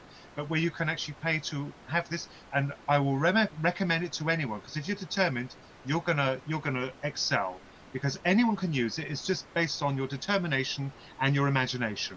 So that's, in answer to that question, is ZBrush and a standard PC. Excellent. And I'd just like to ask you before we go back to the next question, Les. Do these images evolve then, Ronnie? Or do you know what you're gonna? Have you got an idea what you're wanting to form before you start? Yeah, it's funny. It never turns out the way I imagine it. I'm not very good at designing things. And the good thing about the ZBrush, in answer to that gentleman's question, the fantastic thing about it is that you can just play around and splash around with it. If you make a mistake, you push a button to go back. It will rectify it. So you could just unleash your creativity. But no, if I've had something in my head, it never turns out how I want it. Yeah, and after you've finished one of your pieces of artwork, I take it you could go back and do whatever you want to it at another point in time if you want. That's right. Because it's a 3D application, you can change the angle so that you can look like you've got many different images of different creatures using the same one. You can bend it, you can manipulate the arms and things like that. And have you had people look at the art and gone, that's what I saw? I have. The greys, I mean, as I said this before, I've never seen the greys apart from that screen memory, but I can't exactly see them. I know they're there. It's hard to explain. This is a recent thing. It's something to do with them, if they are what they are. I said I don't believe they're aliens at all. But yes, I've had some people suggesting that the greys look similar to what they've seen. And that's nice. That's rewarding. It's like thinking, okay, so I'm doing something right, because sometimes I alter the chin, the jaw, the eyes. And the good thing about that is if you make a mistake, you can just alter it. You can just do anything. There should have been my head in that programme, and but there we go. Right, Les. Yeah, Robert McIntyre. It's not a question, this, Paul, so you're not obliged to answer this one, but he's saying Paul does not talk about anything because he would fear for his life. Yeah, there's most things I will talk about. There's some things I won't talk about because I'm sensitive to the people involved and the people. I actually know more about the lightning. Sorry about that. It was a question, Paul. Yeah. Oh, well, I suppose it was because I'm answering it or having a go. I actually know more about the lightning, September the 8th, 1970. But at the moment, I'm sort of sworn to secrecy. So, you know, and it's an ancient case. We know it is 1970, but it's still relevant. And it was a UFO incident. And for years and years, I mean, Tony Dodd got slated for saying it was a UFO incident. And there's a lot of people been slated for it, but it won't go away. And I've got more information about it, and I don't know if I'll be able to talk about it out of respect for what person who's told me. And I'm not going to spoil that. If this person comes forward one day and says, "Look, I'm going to allow you to speak about it. I'm going to allow you to use my name," then we'll open a little bit more up on XS894. And I'm not sure. There's not much cloak and dagger stuff in my world, should we say. You know, I know people like to think it. I mean, Bob Brown definitely, in my opinion, Bob Brown definitely had a visit after we'd seen something on the cliff tops. Men in Black, he was frightened. I've known him quite a long time, and it was the first time I've ever known him actually frightened. So something happened with Bob when them guys came wanting to speak to him. But for myself, apart from the guy, the bringing down the light guy and the things that happened in childhood, which I've written about in Night People. Now, I've not got no deep secrets that I'm sort of holding back. You know, I hold back on some things out of respect for people involved, and I really do. And there's other people that absolutely could not care less. I've got the information now. I'm going to put it out there. You'll not find me doing it. If I'm told I haven't got to say anything, I'll try to stick to that rule. It'd be a mistake if I did, and I'd be full of apologies. Same as. Yeah, well, that's what upholds your integrity, Paul, because that's what you are. You know, honesty. So the same here. I would never disclose. If someone told me, I tell you, if the military took me to show me a flying saucer with dead alien bodies, I would keep it quiet. I wouldn't tell anyone. I'd say, okay, fine, they're real. You wouldn't be at all surprised. Why would you be surprised? You know, anyone would be an idiot not to be surprised. You know, you think, okay, they're real. So be it. I would keep quiet about it, yes, most certainly. I wouldn't jump out and then write a book and then blow all the cover, because then bullets are cheap, aren't they? We've heard that, haven't we? Bullets are cheap. Okay, Les? Yeah, and Tino is saying on the stream tonight there's a hiss of static. Well, Tino, I'm not hearing it at this end, and we can't hear anything at this end, so it must be the three-letter agencies intervening. That's all we can say. Okay, I'll move on. I can't pronounce this name. I don't know if you can see it in the chat, Paul. It's whether it's Russian, Kurdistan, or what have you. I don't know. No, I can't. I yeah, can see... so I'm sorry for that. I can't pronounce it. But Paul S., have you heard of anyone seeing cryptids in spider form? In spider form? No, and obviously, if you've got any knowledge of anything like that and you want to share it with us, I'd love to hear about it. But I haven't. I have read in cryptozoological books about places in the jungle where these giant spiders are supposed to exist, or people have seen them. But that's all I can tell you. No, I really haven't. And expect the unexpected, I suppose. Nothing had surprised me. What yeah, about the Congo, the giant spider in Congo, it was the size of a small puppy. Really? I remember that case. I think it was an archaeologist or some explorer was with his wife driving along the road, and he happened to have a camera, one of the old-fashioned cameras. We're talking 1890 or 1910, somewhere with it. I'm not. It was quite early century, and he saw what he first thought was, I don't know what it was like. He thought it was a dog or something, or an ape crossing the road. But when he realized, he looked again, it was actually like a huge tarantula, and it actually did take up the stretch of the road. That would be leg span. I mean, I used to keep tarantulas myself, so I know a lot about them. But from the body to they got their legs would actually be that. It's the size of a small puppy. So yes, I've heard of that. That was the Congo. Yes, yeah. yes, I know. And before, when he got his camera out, he tried to take a picture, but then It's not like you just pull out your mobile phone and take a snap. You have to set it all up. It gone. So it went into the heavy bush of the Congo and wasn't seen again. But he swore blind that that's what he saw. Yeah. You won't want to run after it, would you? No, actually, no. Not if it bits you. No.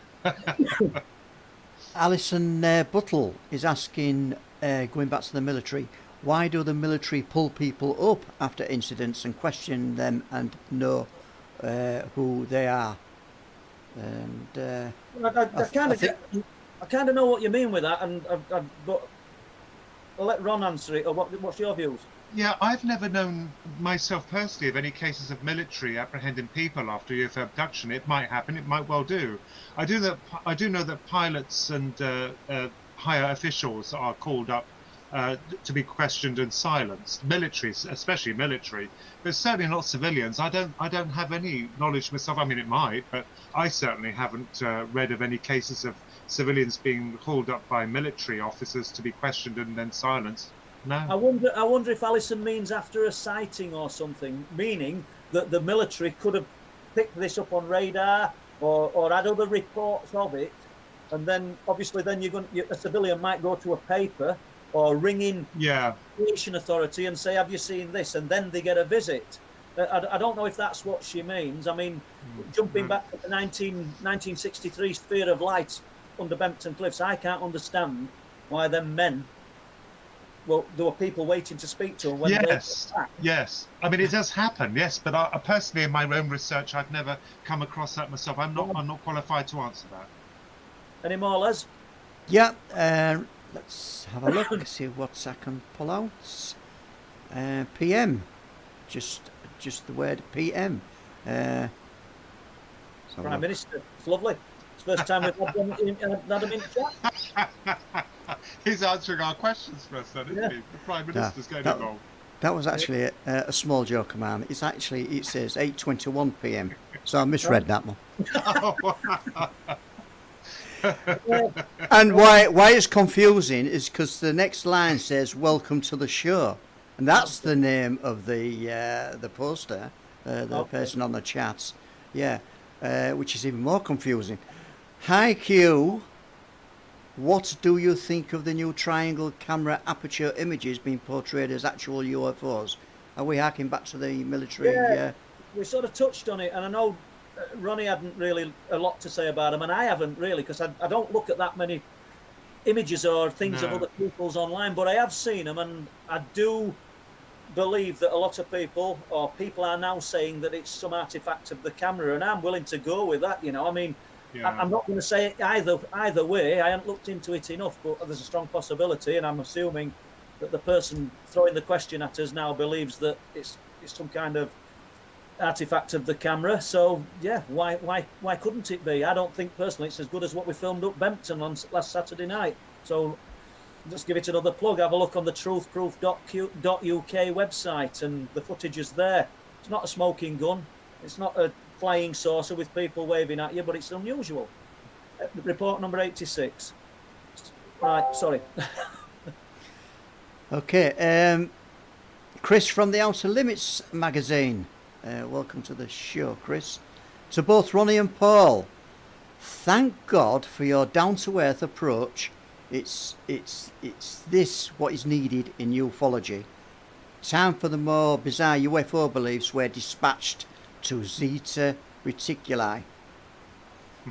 So he's just making it. Have I gone off screen, guys? Because my camera's just disappeared. You're still on screen. No, he's still on screen, Paul. Where it's gone, but there you go. Not to worry. Thank you, Chris. Anyway, that's a nice compliment for Paul and myself. That's a nice compliment. Okay. Yeah, and thank you very much. Yeah, and any more? Chris. Yes, Jane Bowery. Welcome, Jane. Ronnie, can you explain what prompted your drawings of the Greys?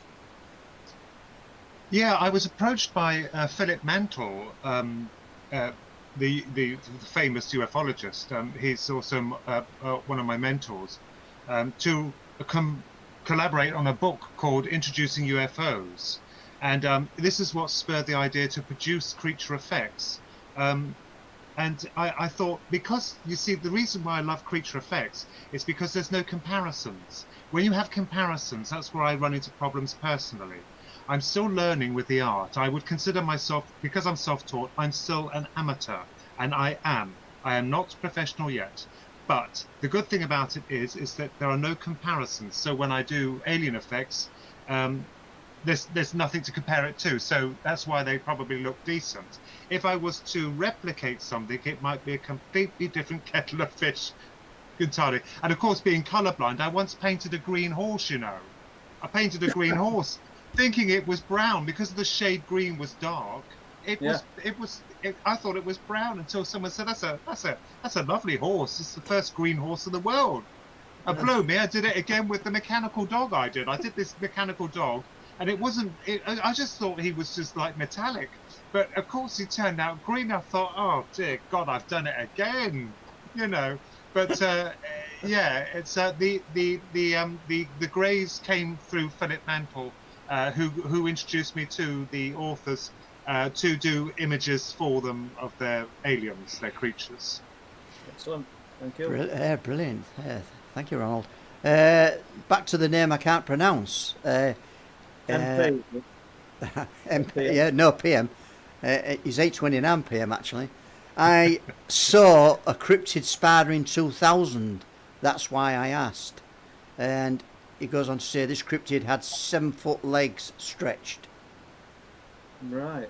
Okay. So there we go. Well, interesting. And I realise in the chat is not the place for me to start asking you questions, but I'd love to hear more about it. I mean, I've never, personally, it's a new one on me, you know, but nothing would surprise me. But, you know, I do think the reports, these type of reports are on the increase, and I don't know whether it's because people are becoming bolder and feeling more confident about speaking about these things. I don't necessarily think that there's more. I mean, I was contacted by TV in week to ask if I would talk about UFOs. They wanted, in fact, Les heard part of the conversation because we were doing editing, and they wanted to know because they think that there's been a massive increase in UFO sightings during lockdown. Yeah. But do you think, but Ron, I'm not sure. Do you think it's the fact that people have been around and been able to just take advantage of looking at the surroundings more than the actual increase in the sightings? I do actually, yes. It's, you know, but the thing is, it's good that you did turn it down because, as we all know TV. It's a circus act. You know, they express this interest, but at the end of it, they'll play the X-File theme or there's some tongue-in-cheek nonsense to it. I mean, I don't watch much TV. In fact, I haven't watched TV for about 18 years. I won't watch the news if I can help it. The only thing I get on is AOL when I hook up online, and I have the speaking machine. We can't say her name, who does the music. That's all I have contact to the world. But no, I agree. Yeah, it's possible they have to see. That's why, because you know everything's all still more or less, isn't it? Yeah, I actually wondered that. I wondered that myself if these sightings would increase. You know. Yeah, well, obviously they must have, or somebody's noted that there's been an increase in sightings. But as I say, I don't know either way. I sort of switched when I was asked it when last time I saw an alien. You know, so that did it for me. So, Les, have we any more questions? I have one last question that I'm going to ask tonight. It's from Aldo Rain. I'll probably restructure this so that you both can answer. What is your own personal favourite UFO story / encounter from your own research? That was directed at you, Paul, but I know Ronald doesn't do research as such, but doesn't preclude you from telling us what your favourite story encounter is. Without a doubt, I would. Well, there's two, and I would. If we're not going to stop with Wolflands, because I never thought I'd get into the cryptids quite like I have. It's just something it's evolved for me, the reality of it. But the Hummonby story is just amazing. It's got all the ingredients of an absolutely incredible case. You know, I mean, we're talking 1998 and a landed UFO, and the three witnesses, two of them have given me detailed explanations of the events. I've spoke to the other one, and I've got his version of the events as well, which are similar, but there's more to Hummingbee. We're just after a break. I mean, you could go years. You know, I've put word out on social media about it, asking people in the area if they can remember the roadblocks and things like that. You know, yes. One of the witnesses' parents, once again, stopped by the military. Right. And warned, you know, not to say anything, and they knew where they lived and everything. It's a brilliant story. Then the Wilsthorpe story of 2009, and the build up to it throughout the year, the actual multi UFO sightings, not just around East and North Yorkshire, but all over the country, but particularly concentrated in our area.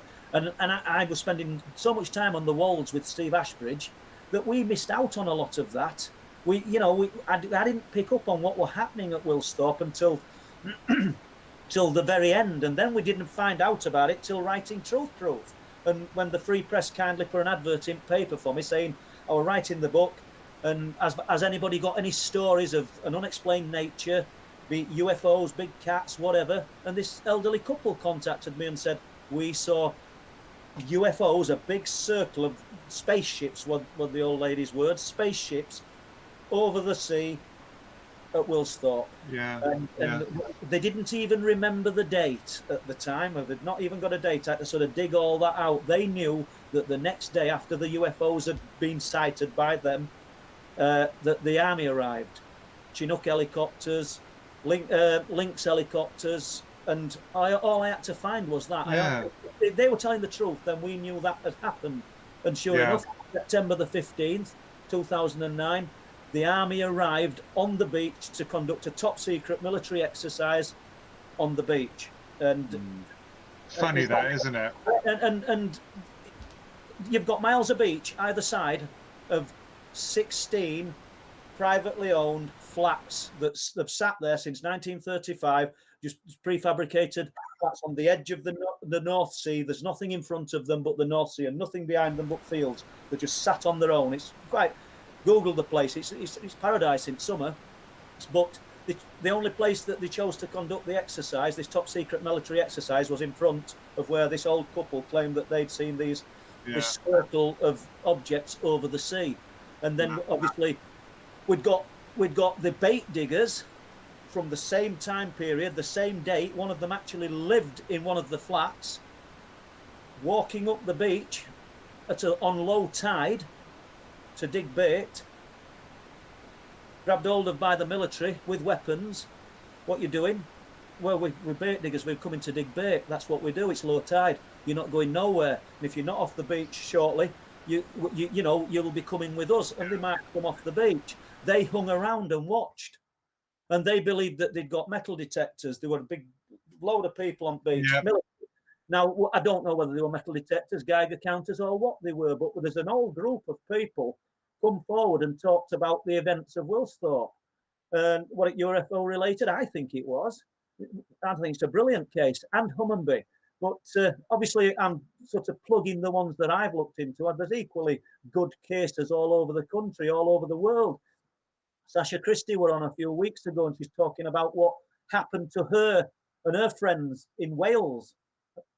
Equal, just as interesting, that's UFO event, UFO landing. The things that have happened to you and Philip, equally of interest. I mean, none of us. Funny. Sorry, go on. It's funny you just saying that, because Philip and I were born 7 minutes apart, and yet the encounters we had were 7 years apart from each other.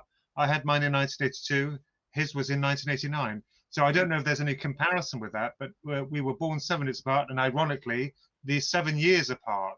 It's rather ironic, isn't it, really? Yeah. It's very strange, but... Who's oldest? Philip, by 7 minutes. No, is he a bit bossy? Is he? Oh, yeah, I was born to serve him. I'm his footman. Right, I see, yeah. Just out of interest, so as twins, do you perceive... If he's, can you tell if he's in a bad mood? And I don't mean just by looking at him, because I think we can all do that. We can all sense. I can look at my wife and I know if she's not happy. But do you have any joint sort of perception together? We used to when we were. Yeah, that's good. Yeah, you've got it right. We used to when we were kids, very much so, very strong. But now, no, it's weaned off. It's just died. Certainly when we were kids. I mean, I couldn't feel his pain. You know, you hear people saying but I could feel his sorrow and everything. Yes, we were more connected being younger, and we had a lot more deja vu when we were younger than we are when we're older. But no, not now. No. Do you think there could be something in what you've just said? Because we touched on why the beings like the night people, or as Whitley would say, the visitors, interact with children more. And you've just said we had this connection and we had more of a link when we were younger, this unseen realm when we were younger, but it's gone now. I mean, could that be part of the reason why they've got more of an interest in the innocence, in the younger generation, because it's unadulterated, it's pure, isn't it? You know, and yes, we're not conditioned. We're not conditioned by the system. When you're children, you're free. You know, we don't have any prejudice when we're children.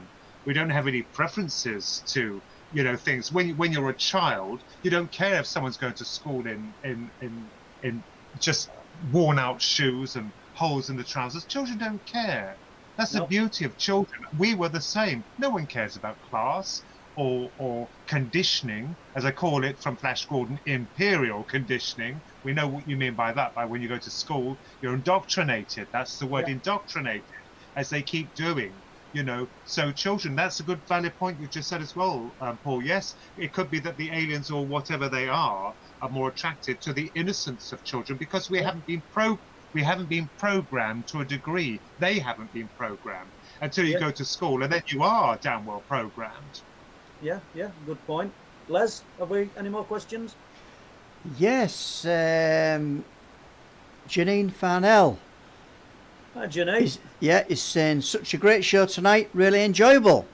Oh, thank you. So there's a thumbs up. Now, if anybody hasn't already subscribed to this channel, then you really should do so now. So please subscribe, click the bell icon, and be notified of any new streams coming out. Outer Limits magazine. Question for Ronnie. Do you think the visitors picked up Philip thinking he was you? If we get mixed up, they'll have no chance. It's quite possible. I wish they'd stuck with him because he gets on my nerves, I tell you. He's a damn footman for him, I tell you. My goodness. I mind you, I had a good sense not to try and come out, but my goodness, he was the one who wore the trousers. Yep.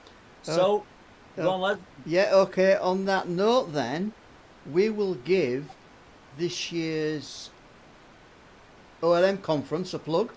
Okay. So it's OLM Conference 2021, a 4th encounter, 21st and the 22nd of August this year at the Freedom Centre, Preston Road in Hull. And as you know, Paul is speaking there along with Philip and Ronald, and lots of other good people there as well. So don't forget, you can go and get your tickets from the address which is on the screen now. Okay. And while we're at it, Paul, we will put a caption on for truthproof.uk, which is on the screen now. And I've got to say, and you'll probably also add to this, there is the new video on there, which you mentioned earlier on in the show, which is showing the lights at Benson. And also there is a reporting page on there where anybody can report any anomalies, unusual occurrences that they may have seen in the area, and which is all good information. Yeah, thank you, Les. Yeah, that's good. Truthproof.uk, and we've got Don Lodge to thank for putting that website together for me and working hard. I mean, I'm not going to hold my hand up and say it's all my work, because most of it's down to Don. Right. Is there any more questions, Les? Because I just want to ask people who are listening something, if that's possible. I have no more questions, Paul. You fire away. I've just about ran out of things to say to Ron, but I mean, he might have something to ask me in a moment. But what it is, where we're doing a bit of sky watching and research on these cliff tops, I have narrowed it down. There's a particular area that's very, very active, and we want to start, myself, Bob, Amanda, and a few others, we want to start trying to do a few experiments. We're not scientists, we know that, but we want to try and do a few experiments up there. And I would like the people who are listening tonight or might listen to it afterwards to contact us and with ideas and suggestions. As you know, I think in 2016 I did what I called the time experiments, and I buried these sealed containers with digital watchers along the cliff tops at 400 paces, and to see what would happen if some unexplained phenomena passed over them or something, and something did happen. We had a pair of watchers that lost time, both equal amounts of time. Obviously, we set all watchers at roughly the same time. So we're wanting to do something else. I'll just give a quick or a brief rundown of what's this particular area is where me and Lee Haywood, and he's done a write-up on the Truth Proof page. You'll have to scroll down quite a lot. So 3 huge spheres of orange light in the field behind us. We just turned around and they were there. It was just like an halo around them. It were incredible. Best thing I've ever seen up there. And Lee went up, not to disprove it, not to debunk it, but he was skeptical, and he's highly intelligent guy. So that's in that field. In the same area, Bob Brown and my daughter Gemma were up there with me one night. I'd set cameras up over the sea. We're talking within 50 feet of this, and Gemma said, "What's that white square in field there, Bob, in the dark?" She shone a torch on it, and he says, "I think it's a little board stuck on a post, something." Yeah. Then he realised it weren't, and he says, "Hold on a minute, they're into post there." And as they're looking at it, it just either dropped to the floor or vanished. We used to seeing stuff up there. It weren't the back end of a pier. It weren't the back end of a road here. It just vanished. The same area. Bob, I'm up there with Bob, same spot, daylight. Gemma were there again, actually, and he's looking at a kestrel, and he's got his camera out, this little camera, and he's going to take a picture of it, and something appeared, huge mass. I think he's put the photograph on in the past on the top of the field, and I took a picture, and I said, "What are you looking at?" He says, "Something's just been up there." He says, and he's got this picture of this weird blob. I don't know what the hell it is, and it's on the field. We went straight up minutes after. So the same area. This is the same hillside where the rock angler in 1998 November said the spaceship landed. Do you know, it's the same area where the tri-field meter goes daft just randomly. Do you know what I mean? And I put a torch on this particular area one night, and I saw a figure. I don't mean a biped, fur-covered figure. It was just an upright figure. Could have been a man.